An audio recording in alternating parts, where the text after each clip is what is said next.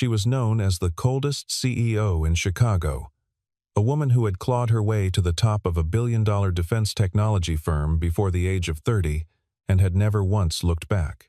But when a kidnapping threat forced her out of her glass penthouse, the protection protocol didn't send her to a 5-star secured hotel. It sent her to the narrow front porch of a quiet security guard, a widower, a single father, a man who made $18 an hour watching the lobby of her own building. Alexandra Hayes called it an insult. She had no idea it would be the most important 3 weeks of her life.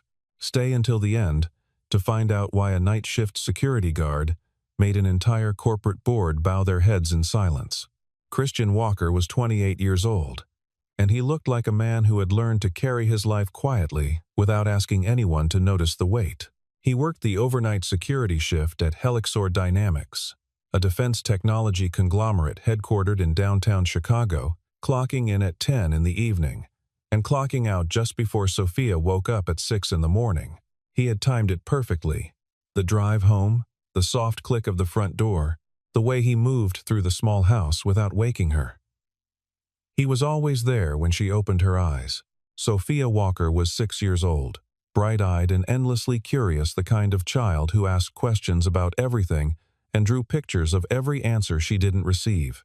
She kept a worn stuffed rabbit named Biscuit tucked under her arm wherever she went, and she had an absolute certainty, one she had stated plainly many times, that her father was a secret superhero, not the loud, flashy kind, the quiet kind, the kind that didn't tell anyone. She wasn't entirely wrong. Christian's house sat in a working-class neighborhood on the outer edge of Chicago's southwest side. A 1-story brick structure with a small yard, a cracked driveway, and a detached garage in the back that he kept locked. The neighborhood was the kind of place where people waved to each other in the morning and didn't ask too many questions in the evening. It was modest, worn in the way that things get when they've been used honestly for a long time. Christian had bought it with savings from a life he no longer lived. He kept it clean. He kept the heat on in winter. He kept the refrigerator stocked. That was what mattered. What people at Helixor didn't know, what no one in that sleek glass tower knew, was that Christian Walker had not always been a security guard. 5 years earlier, he had been one of the most gifted systems engineers in the American defense technology sector. He had built encrypted communication architectures for government contractors, written security protocols that were still in use at 3 federal agencies, and co-founded quietly, without his name on a single public document, a cybersecurity framework that had become the backbone of more than one classified military network. He had been 23 years old. He had been brilliant. He had been on a path that most people in his field spent entire careers trying to reach. Then something happened, and then he disappeared. He never talked about it. Not to his neighbors, not to his coworkers, not to the shift supervisor who occasionally asked about his background. When Christian effortlessly reconfigured a glitching access control panel that had stumped 2 contracted IT specialists, he always gave the same small shrug. "Picked it up," he'd say.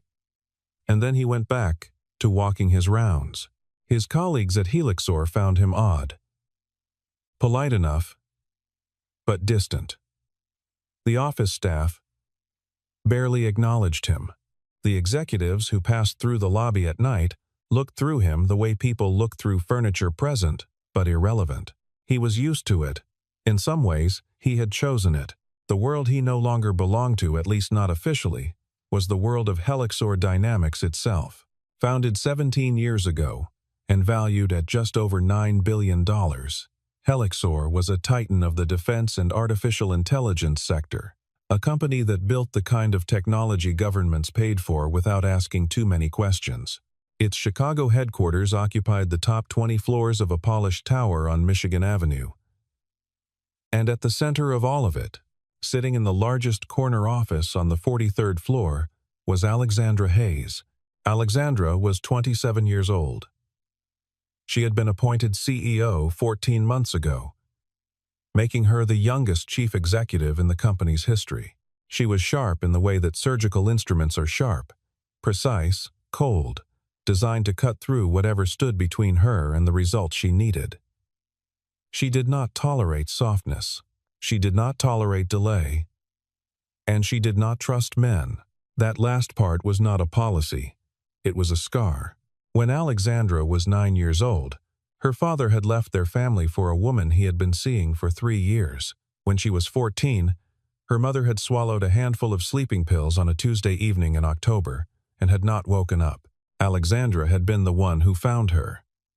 She had called 911 with a voice so steady that the dispatcher had asked twice if she was sure she was only 14. She had never cried at the funeral. She had never cried about it since. She had built Helixor's future on the ruins of everything she had refused to feel. And she was very good at it. The threat came on a Wednesday. Alexandra had just left a closed-door strategy meeting, one of those sessions that didn't appear on the official calendar. Attended only by herself, the company's general counsel, and 2 members of the board. The meeting had concerned the Meridian contract, a pending military agreement that, if signed, would be the single largest defense deal in Helixor's history, worth an estimated $4.7 billion over 7 years. The negotiations had been proceeding carefully. Certain parties, it was understood, did not want the contract to be signed. She noticed the black SUV when she was 2 blocks from the tower. It was there when she turned onto Columbus Drive. It was still there when she took an unplanned detour down a side street. She had her driver circle the block. The SUV circled with them. She called the head of corporate security before she reached the parking structure. By the time she stepped out of the car, 3 things had already been set in motion. But the real damage was discovered that night. Her penthouse on the 58th floor of a North Michigan Avenue residential tower had been entered while she was at a dinner engagement. The intruder or intruders had been professionals. The building's security camera footage had been looped. The door lock had been bypassed without a single scratch. The penthouse had been left almost exactly as she had left it, with one exception. The slim black laptop from her home office was gone. It contained encrypted project files, internal communications, and a partially drafted version of the Meridian contract addendum. The kind of data that, in the wrong hands, could collapse a deal or crater a stock price in a single afternoon. The security team's assessment was delivered by 10 o'clock that evening. This was an inside job. Someone within Helixor, or with access to Helixor's internal intelligence, had enabled the breach. Alexandra could not return to her penthouse. Every address associated with her name or the corporation was a liability.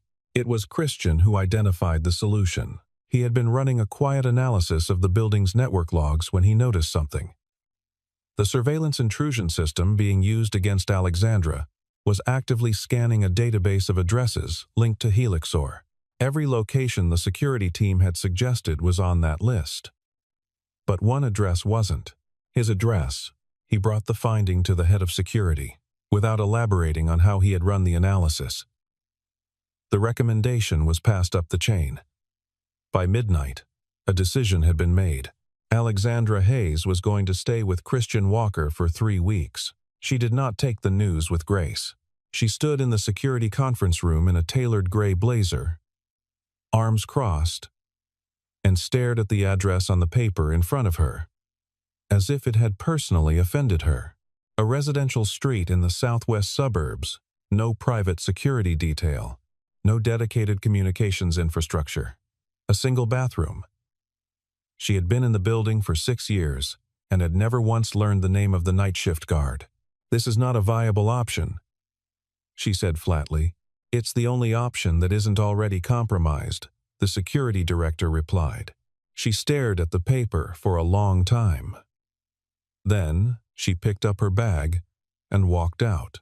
2 hours later, a black car pulled up in front of Christian Walker's house at 2:30 in the morning. He was standing on the porch when it arrived, as if he had been expecting it, which he had. He was wearing a gray Henley and holding a mug of coffee. He watched the car door open. He watched Alexandra Hayes step out into the cold air and look at his house with the expression of someone confronting a situation entirely beneath them. He didn't say anything. He just held the door open. Inside, Sophia was asleep with Biscuit tucked under her chin. The heater in the hallway was making a faint rattling sound that Christian had been carefully managing for 2 weeks. He had already decided not to mention it. Alexandra set her bag down in the small second bedroom, looked at the narrow bed, looked at the second-hand dresser, looked at the window with its cotton curtain, and said nothing. She thought, 3 weeks. I can survive 3 weeks. She had no idea what 3 weeks was going to cost her. The first morning was a study in controlled hostility. Alexandra woke at 5:45, as she always did, and emerged from the second bedroom in a silk sleep shirt and the expression of someone who had slept badly and intended for everyone to know it. Christian was already in the kitchen, making breakfast. There were scrambled eggs on the stove, a pot of coffee on the counter, and Sophia at the table in her pajamas, earnestly explaining to Biscuit what pancakes were made of. Alexandra looked at the kitchen, small, clean, slightly cramped, and then at the man standing at the stove in a worn flannel shirt, and then at the 6-year-old, who was now looking at her with unfiltered curiosity. "Are you the Ice Princess?" Sophia asked. Christian didn't turn around, but the set of his shoulders shifted slightly. "I work at your father's company," Alexandra said. Sophia considered this. "Daddy says people at that company are very tired." Alexandra poured herself coffee and did not respond. The days that followed established a pattern of friction that was, in most respects, entirely one-sided. Alexandra had rules about noise levels, about shared spaces, about what time the lights went out. She communicated these rules with the quiet authority of someone accustomed to a staff that complied without question. Christian acknowledged them with a calm that she found, if she was being honest with herself, slightly maddening. He didn't argue. He didn't push back. He adjusted, problem solved, and moved on. What she could articulate, if only to herself, late at night, were the things she kept noticing that didn't fit. On the second day, she watched him repair a section of the house's electrical panel that had been causing intermittent outages. He worked without a manual, without looking anything up, and with the kind of calm precision that she associated with engineers who had been doing something for a very long time. He was finished in 40 minutes. The 2 electricians who had looked at the same panel 3 months earlier had spent an afternoon and solved nothing. On the third day, she was reviewing an encrypted data file on her laptop, a fragment of the compromised document cache that the security team had partially recovered, when she happened to glance up and see Christian at the kitchen table, waiting for Sophia to finish her drawing. He was looking at the file reflected in the glass of the window behind her. She watched his eyes move. She watched him read it, not glance at it, read it, line by line. She closed the laptop. He looked back at Sophia's drawing.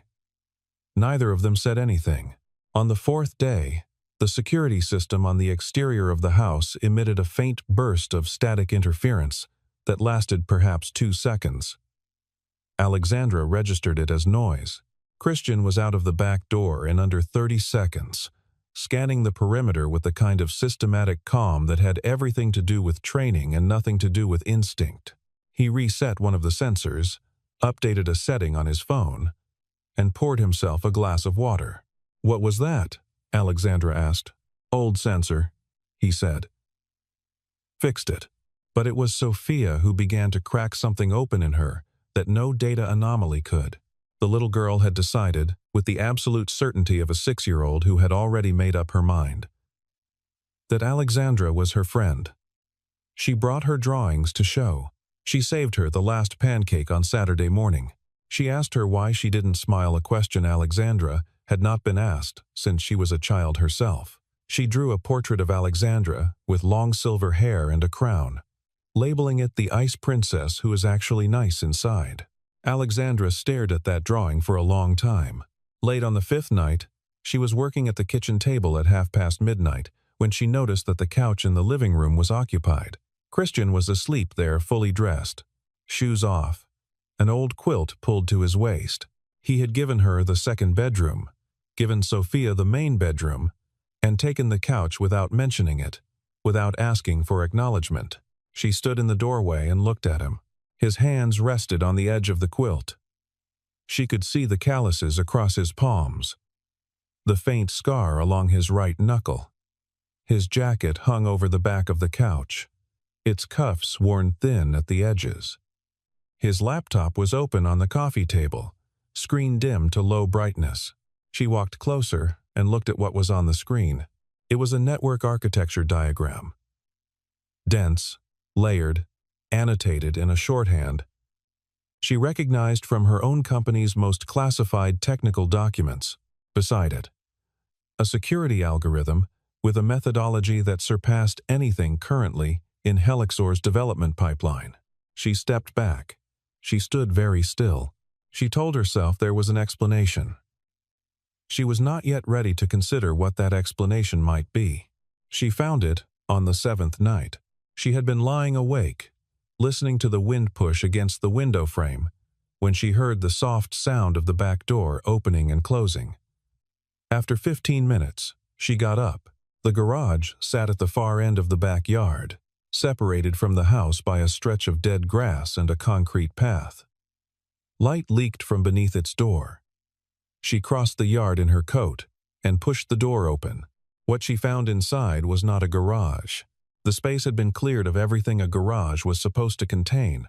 What filled it instead were 4 server towers arranged against the far wall, humming quietly in the cold air, their cable management precise in the way that only someone with deep technical knowledge would bother to maintain. 3 monitors sat on a long work table of raw lumber and sawhorses, each showing different data streams. Handmade circuit boards were mounted along the left wall in neat rows, labeled in a small, careful hand.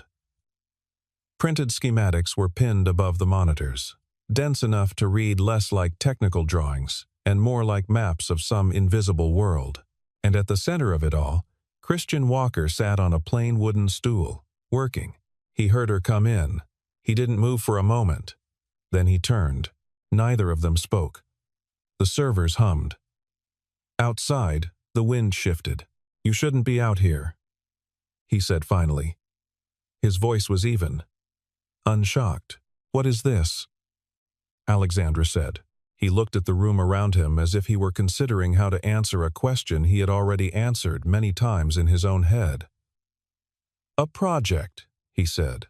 She walked to the work table and looked at the monitors. The data on the center screen was structured in a way she had seen only once before, in a confidential internal report she had read during her first month as CEO, a report about a cybersecurity infrastructure project that Helixor had quietly shut down 5 years earlier. The project had been described in 2 sentences. Its scope, the report implied, had been extraordinary. Its cancellation had been presented as a budget decision. She looked at the schematics above the monitors. She looked at the circuit boards.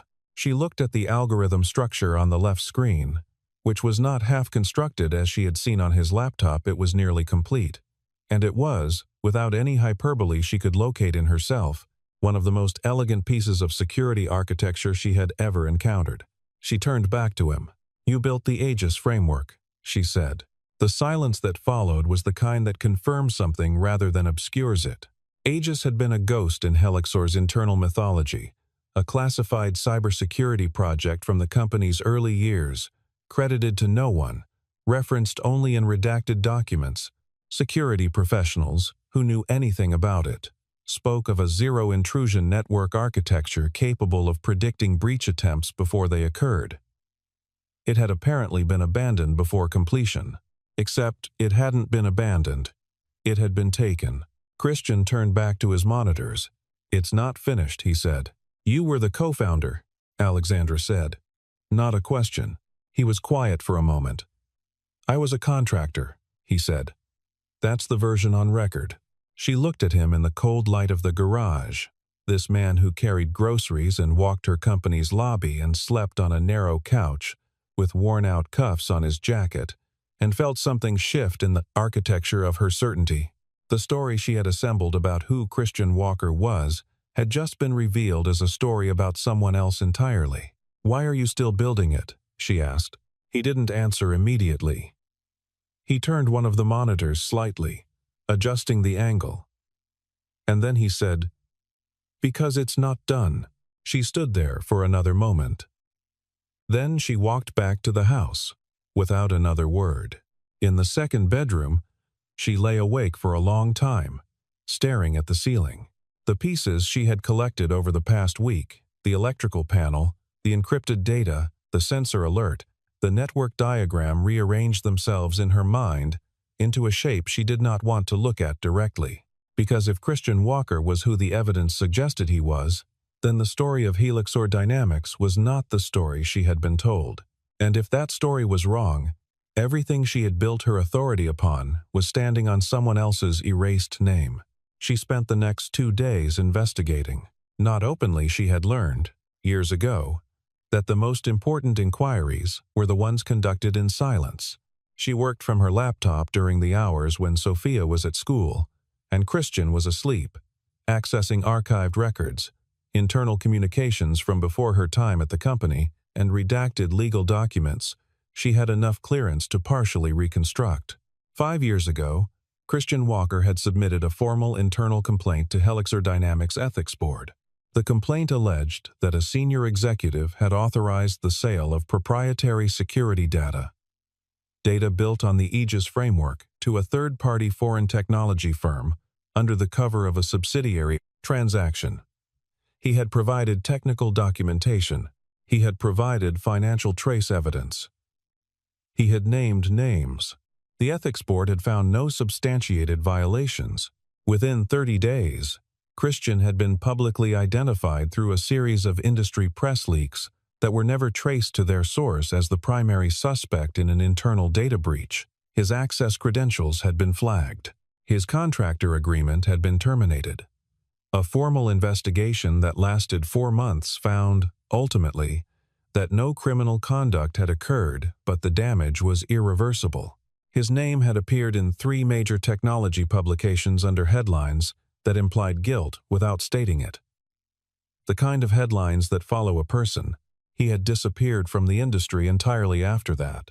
Then, 8 months after the investigation closed, his wife, Emma Walker, age 26, had died in a single-car collision on a stretch of highway outside Joliet on a clear November night. The accident report cited road conditions. There had been no witnesses. The case had been closed within 2 weeks. Alexandra sat for a long time with that information. Christian believed it had not been an accident. She could find nothing in the official record to support that belief. But she could find nothing to definitively contradict it either. And she had learned, running a company full of intelligent people, that the absence of evidence and the absence of wrongdoing were not the same thing. She closed her laptop and looked out the kitchen window at the garage. That evening, Sophia came home from school with her backpack and her rabbit and a rolled-up piece of paper that she unrolled on the kitchen table with great ceremony. It was a drawing. Christian was in it, rendered in purple crayon with a long cape and a star on his chest. He was standing in front of what appeared to be a large shadow shaped like a monster. His cape was blowing sideways. He was not looking at the monster. He was looking straight ahead. "That's Daddy," Sophia said. "I can see that," Alexandra said. "He fights the dark things," Sophia explained, very seriously. "But he does it the quiet way. He told me, people who are really good don't have to tell anyone how good they are." She smoothed a crinkle in the paper. "He says the best kind of strong is the kind nobody sees." Alexandra looked at the drawing. She looked at the purple crayon cape. She thought about a 23-year-old engineer who had built something extraordinary, had tried to do the right thing, and had spent 5 years sleeping on a couch and walking a lobby at night, and building the same thing again in a cold garage. Alone, without telling anyone. She thought about her mother's empty bedroom. She thought about her father's voice on the phone when she was 15, explaining that he had a new family now, and that she would understand when she was older. She thought about every wall she had ever built, and why she had built them, and what exactly they had kept out versus what they had kept in.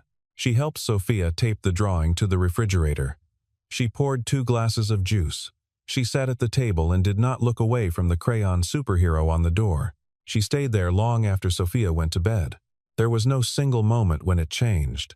It was the accumulation of ordinary things. She watched him move through the routines of his life, the morning drop-off at Sophia's school, the quiet repairs around the house, the way he stopped to talk to the elderly neighbor across the street, who never seemed to have many visitors. He fixed the tire on a young woman's bicycle at the end of the driveway one Saturday afternoon, then went back inside without looking for anyone to notice. He simply saw something that needed doing and did it. Alexandra Hayes had spent years surrounded by men who were very interested in being perceived as good. Christian Walker was the first man she had observed who seemed genuinely indifferent to that perception. He was not performing. He was not waiting for acknowledgement. He was just living simply, without theater. It was the most disarming thing she had ever encountered. The night everything became undeniable was a Thursday in the second week. A late winter storm rolled in off the lake and knocked out power to the neighborhood at 8:30. The house went dark. Sophia declared it a camping situation and went to find the flashlights. Christian lit 3 candles from a kitchen drawer and set them on the coffee table. Alexandra told herself she was fine. She stood in the hallway with her arms crossed and told herself that the tightness in her chest was merely the inconvenience of lost connectivity. It was not. When she was 12, the power had gone out during a storm, and her mother had sat in the kitchen in the dark for 6 hours without speaking. Alexandra had sat across from her and tried very hard to make herself small enough that whatever her mother was carrying wouldn't crush them both. She had never told anyone about that night, but it came back in the dark. Christian was beside her before she realized he had moved. He didn't ask if she was all right. He didn't reach for her. He just sat down on the floor of the hallway with his back against the wall, and after a moment she slid down beside him, and they sat in the candlelight with Sophia asleep on the couch, and he said quietly, "You don't have to explain it." She didn't. She cried not dramatically, not the way people cry in films, but the way people cry when they have held something in the chest for so long that the container finally fails. Quietly, for about 2 minutes, with her knees pulled up and her face turned slightly away from him. He didn't move closer.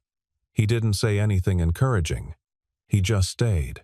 When she was done, she wiped her face with the back of her hand and looked at him in the candlelight. "My mother died when I was 14, she said. "I know," he said. Not in a way that was intrusive, in a way that meant, "I looked you up. I knew your history before you arrived." She thought about that. She thought about the fact that he had known, and had never used it, had never leveraged it, had never once deployed her vulnerability as a tool. She was alone, Alexandra said. And she decided that was permanent. He nodded. He didn't reach for a silver lining. "Sophia thinks you're a superhero," she said after a while. "Sophia is 6, he said. A corner of his mouth moved. It was the first time she had seen him come close to smiling. It was a small thing, that almost smile. It changed the whole room. Later that night, the power came back. Sophia woke up just long enough to announce that the camping was over and returned to bed. Christian blew out the candles. Alexandra stood in the restored light and looked at him across the living room, and she did not feel like a CEO, and she did not feel like a woman who didn't trust anyone. She felt like a person who was standing very close to something she had not believed existed. She went to bed. She did not sleep for a long time. The threat became real again on the 11th day. Christian had been monitoring the network intrusion activity from his garage system quietly, without informing the company's security apparatus, whose channels he had determined were not entirely clean. What he had assembled over the past 2 weeks was a picture built from dozens of small data points, something far larger than a kidnapping threat. The surveillance operation against Alexandra was not designed to abduct her. It was designed to destabilize her. Someone was trying to ensure that the Meridian contract did not get signed, not by eliminating Alexandra, but by creating enough chaos around her leadership to trigger a board-level confidence review. Leaked data, a compromised CEO, a company in crisis. The narrative was already half-written. The goal was to force a temporary management transition, during which a specific board faction would push through a technology licensing deal, transferring Helixor's most sensitive AI development assets to a competitor at a fraction of their value. The man behind it was Dominic Pierce. Pierce was 44, the company's chief financial officer, and had been at Helixor since its founding. He wore expensive suits, with the ease of a man who had long ago decided that appearance was authority. He was charming at board meetings, measured in interviews, and regarded by most of the company's investor class as a stabilizing institutional presence. He was trusted. He was also, Christian had now documented with quiet certainty, the same man who had orchestrated the internal campaign against him 5 years earlier. It was Pierce who had leaked Christian's name to the press, arranged the ethics board's findings, and authorized the original data transfer that Christian had attempted to expose. The subsidiary transaction Christian had flagged had generated $11 million in off-book proceeds, structured into a private investment vehicle that Pierce controlled through a series of shell companies. Christian had known this for years. He had been building the evidentiary record for years, but he had never moved on it. Because of Sophia, when he told Alexandra standing in the garage on the 11th night, the servers humming around them, she was very quiet for a long time. "You've had this evidence for years," she said. "Not all of it. Enough. And you did nothing." He looked at her. "I have a 6-year-old daughter, whose mother is buried in a cemetery in Joliet. Doing something has a cost. I wasn't willing to pay it in someone else's currency." Alexandra stood in the cold light of the garage. "If you stay quiet, and Pierce keeps moving, he destroys the Meridian contract. He sells our technology to a competitor. He does to this company what he did to you, and this time it's 4,000 employees." "I know," Christian said. "And if you move, and something goes wrong—" "I know," he said again. The silence between them was not empty. It was full of everything neither of them were saying. "You don't have to be in it," he said. "I'm already in it," she said. "I've been in it since the penthouse." They began working together that night. The days that followed were the most frightening and most clarifying of Alexandra's life. Christian used his monitoring system to trace the financial threads in real time, feeding data to Alexandra, who cross-referenced it against Helixor's internal systems using her CEO credentials. They communicated in short, careful exchanges, no company channels, no personal phones. On the 13th night, a car followed Christian home from his shift. He lost it by a different route and said nothing to Alexandra until morning. On the 14th night, Pierce's operatives made their real move. Sophia had been walked home from school by a neighbor, as she was twice a week when Christian's schedule overlapped with afternoon dismissal. The neighbor was a retired teacher named Mrs. Calloway, who lived 2 houses down and had been walking Sophia home for 8 months. That afternoon, Mrs. Calloway did not arrive at the school. A different car was there instead. Sophia did not get in. She went back inside and told her teacher. Her teacher called the number on Sophia's emergency card. Christian's phone rang at 3:27 in the afternoon. What happened over the next 4 hours was something Alexandra would not fully process for weeks afterward. Christian moved with a concentrated precision that was nothing like fear and nothing like anger. It was colder than either of those things. He traced the vehicle registration. He pulled cell tower data from a hotspot device he kept for exactly this kind of contingency.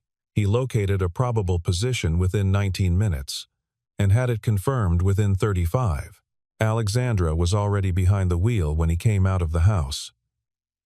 He looked at her for 1 second. He got in.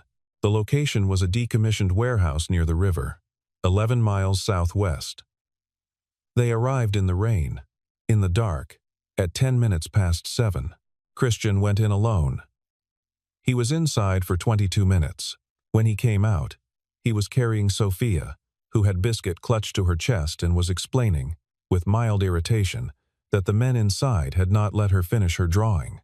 Alexandra stood in the rain with her heart still pounding, and watched a man who had just walked through a building full of people who wanted something from him emerge with nothing but his daughter, and the absolute intention never to let anything take her from him. She understood something then, standing in the rain, something about what love actually looked like when it had been stripped of performance and vanity and need. It was this. It was a man walking out of a dark building with a little girl and a stuffed rabbit, perfectly calm, because there had never been any other outcome he was willing to consider. The Meridian signing was scheduled for a Friday. The boardroom on the 43rd floor had been prepared with the kind of theatrical precision reserved for moments meant to be photographed and remembered. There were flags, name placards, 3 generals from the Pentagon's acquisition office, 2 representatives from the Department of Defense, 7 board members, 4 major institutional investors, and a cluster of credentialed journalists. The signing was to be the defining moment of Alexandra's tenure, proof that the youngest CEO in the company's history had delivered exactly what she had promised. Dominic Pierce arrived 20 minutes early, as he always did at events he intended to control. He was impeccably dressed. He shook hands.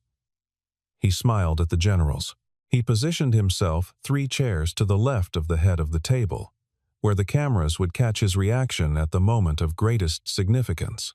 He had a package-fabricated documentation, carefully constructed, that would establish Christian Walker as an unauthorized system intruder who had accessed Helixor's networks on multiple occasions over the past 3 weeks. The evidence would be presented during the signing ceremony, framed as a security disclosure. Alexandra would be forced to respond publicly. Her fitness to sign a $4.7 billion contract would become suddenly, lethally visible. Pierce had done this kind of thing before. The meeting opened at 9 o'clock. Alexandra entered the room alone. She was dressed in her usual black, sharp, composed, the same externally contained presence she had always been. She took her seat at the head of the table. She thanked the attendees.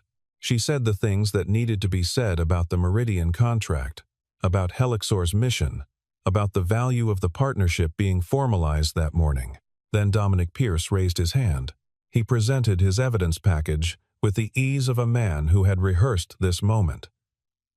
He spoke about security protocols. He spoke about breach events. He spoke about a former employee. He used the word former carefully, as if it carried its own verdict, who had been accessing proprietary systems without authorization. He spoke with measured concern, the kind of concern that performs itself as reluctant duty. He looked, throughout, like a man who was sorry to have to do this. He proposed that, given the security disclosure, the signing be postponed pending an internal review. He looked at the board. He looked at the generals. He looked at Alexandra with something just behind his eyes that was almost satisfaction. Alexandra let him finish. She looked at the table for a moment. Then she looked up. "Thank you, Dominic," she said. "I'd like to respond." She did not reach for a document. She did not pull up a slide. She simply spoke, clearly and directly, with the precision of someone who had spent 14 months learning the exact center of every pressure point in the room. She told them what Dominic Pierce had done 5 years ago. She told them about the data sale, the ethics board finding that had been arranged rather than reached, the $11 million in off-book proceeds structured through a private investment vehicle she named by its registered entity designation. She told them about Christian Walker's complaint, his public destruction, and the 5 years he had spent as a night shift security guard in a building that Pierce helped build on his stolen work. She told them about the threat against her. She told them about Sophia.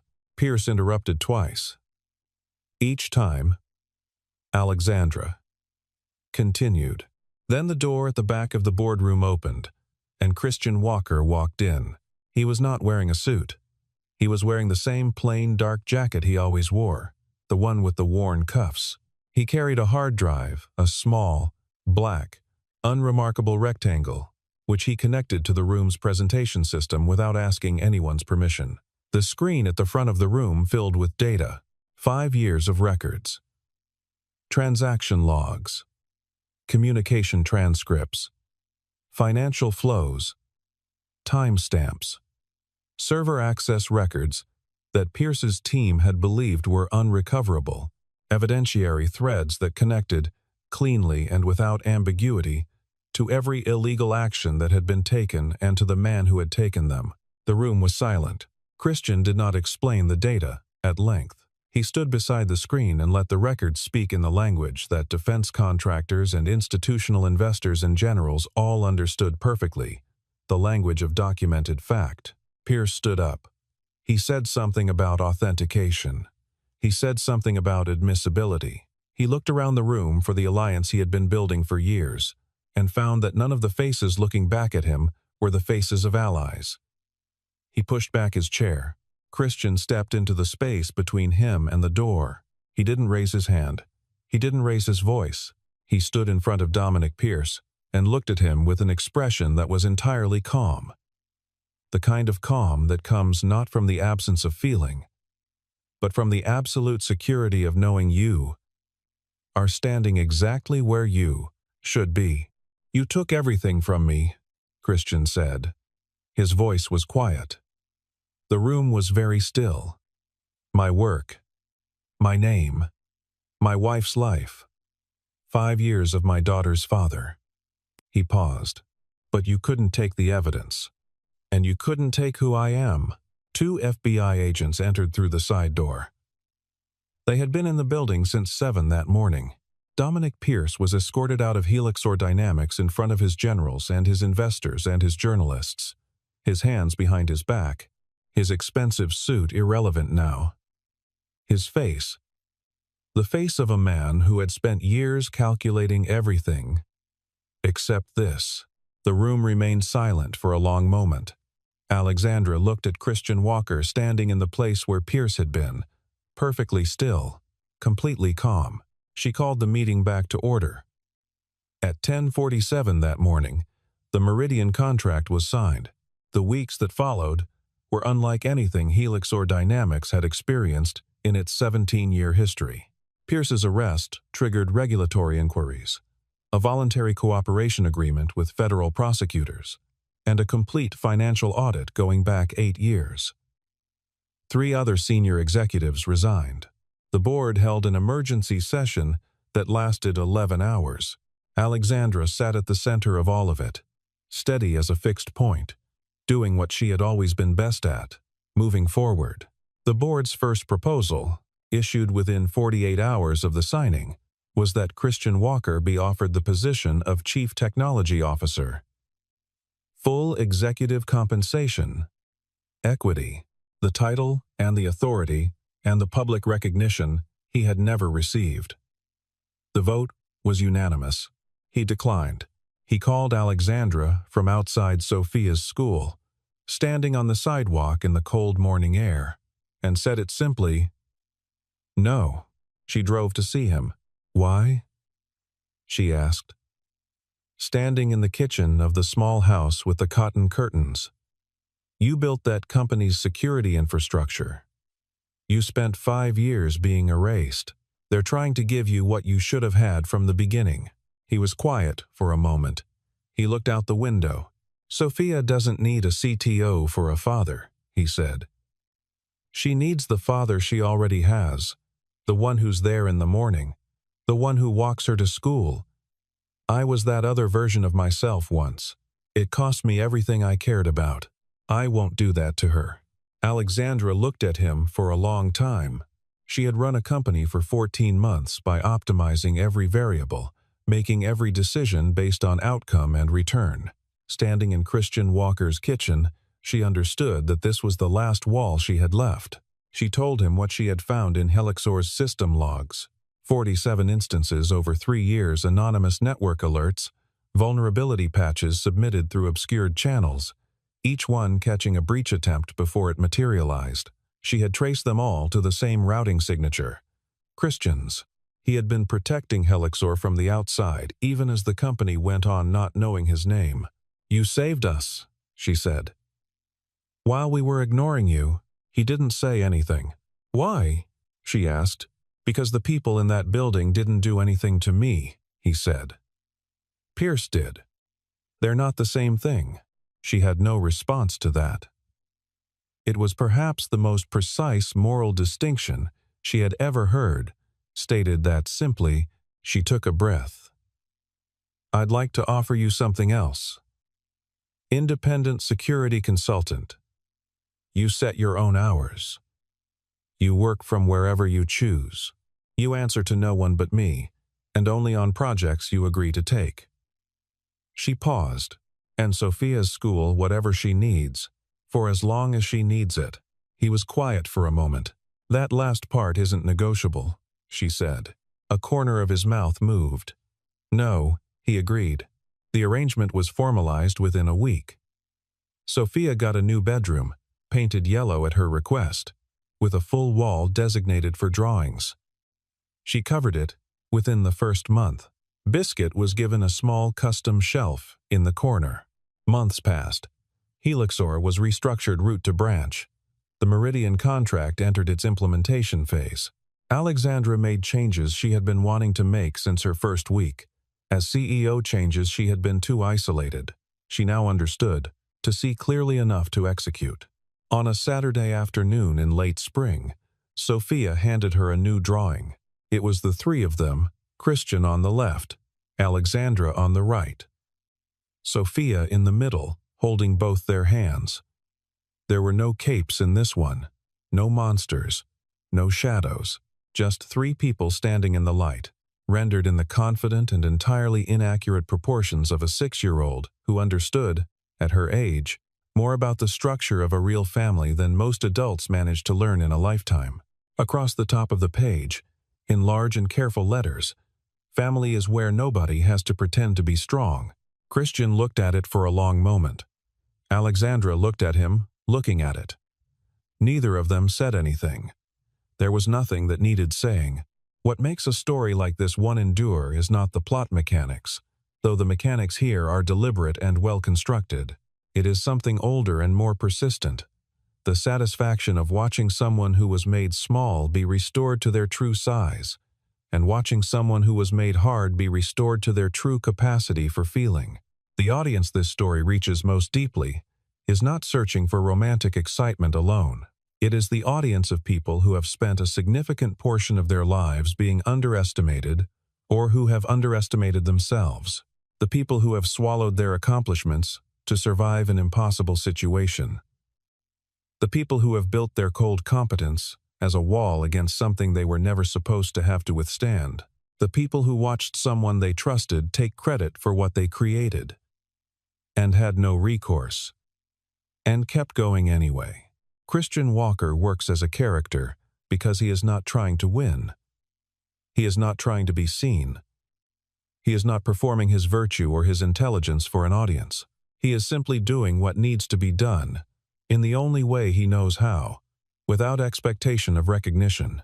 There is a particular hunger in audiences, especially those who came of age in a culture that rewards loud self-promotion for exactly this kind of character. The quiet man who is genuinely good, genuinely capable, and genuinely indifferent to whether or not anyone notices. Alexandra Hayes works as a character, not because she is sympathetic from the beginning. She is not, but because her coldness is explained without being excused. Audiences don't hate her. They understand her. They have, many of them, been her. The person who decided that needing nothing was safer than needing something that could be taken away. Her transformation is not that of a person who was wrong about the world. It is the transformation of a person who was right about the danger and wrong about the remedy. Sophia serves a function that no adult character can serve. She has no defenses. She says what she sees, draws what she feels, asks the questions the adults are too armored to ask. The line she contributes about people who are really good not needing to tell anyone is more than a character moment. It is the story's thesis, delivered by the only person in the house who has not yet learned to be complicated about the truth. The conspiracy framework gives the narrative its external momentum, But what holds the attention is the internal tension. Two people circling the possibility of trusting each other, neither of them sure they remember how. The external plot gives them a reason to be together. The internal story is why anyone stays.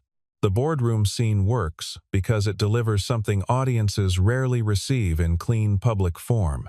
The moment when the person who did the right thing and was punished for it is vindicated in front of everyone who watched the punishment and said nothing. It is not revenge. Christian makes that clear with the only words he speaks directly to Pierce.